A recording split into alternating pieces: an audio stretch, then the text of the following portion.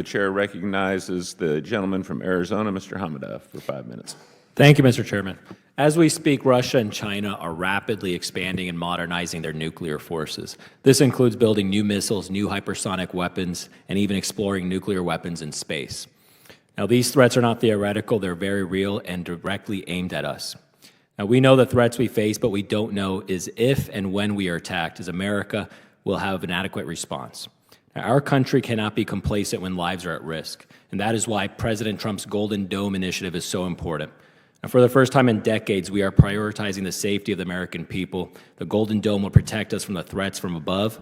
It is bold, ambitious, and exactly the deterrent our country needs. Now, we are here today to ensure America leads, not lags, so our enemies know that if they even consider threatening our homeland, they will fail. Now, my first question is to Ms. Robbins. You say that AI is accelerating some of our timelines, echoing what Secretary Wright's words that, quote, AI is the next Manhattan Project. Now, how do we counter our enemies' use of AI? Thank you, sir, for that question. One of the ways that we can do that is by getting there faster and using it to drive efficiencies and advancements in our programs first.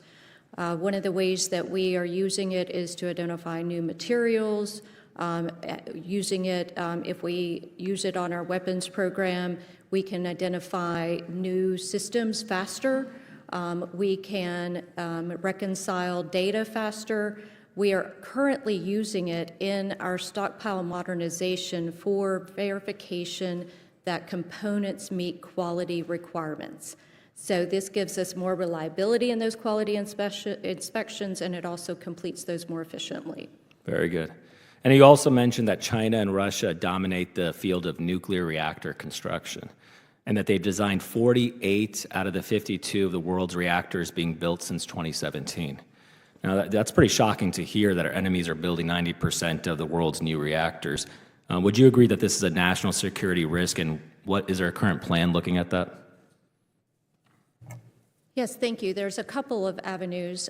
One, as Secretary Wright has been advancing new nuclear in the U.S. and enabling U.S. companies to expand their capabilities globally. That's key, as well as ensuring that we have the materials that we need.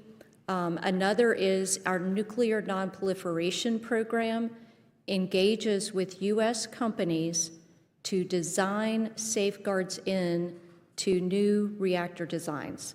So that ensures protection of our materials if we were to deploy reactors globally and even within the United States.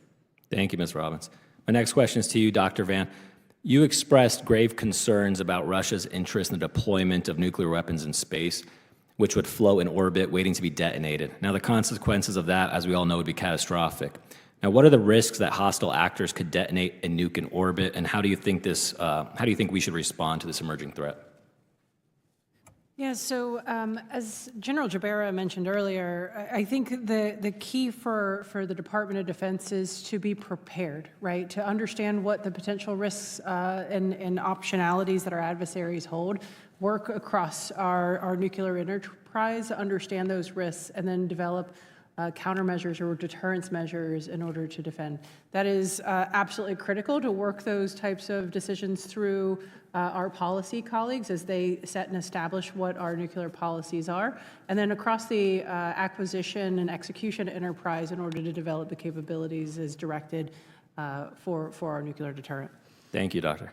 Now, General, your testimony warns about the dangerous synergy of China, Russia, Iran, and North Korea as an emerging anti-Western coalition that could put us in a simultaneous conflicts with two or more nuclear armed powers. Now, how can we expand our alliances to reestablish deterrence? Sir, thank you for the question. And so, the discussion of what alliances we have, what partners we have is a national level decision. I would say in general, we continue to be the partner of choice with across the world. As you look at, as an example, if you look at our bomber task forces that your United States Air Force operates, we've operated with roughly a quarter of the world's air forces over the last year to 18 months because everyone wants to be part of a team that is successful, can give lethality if necessary, but is understanding the the freedoms associated with Western way of thought. And I don't know if you have anything to add on that. I would say our extended deterrence partnerships remain essential, and certainly assuring our allies and partners is a fundamental role of our nuclear weapons. And my time has expired. Thank you.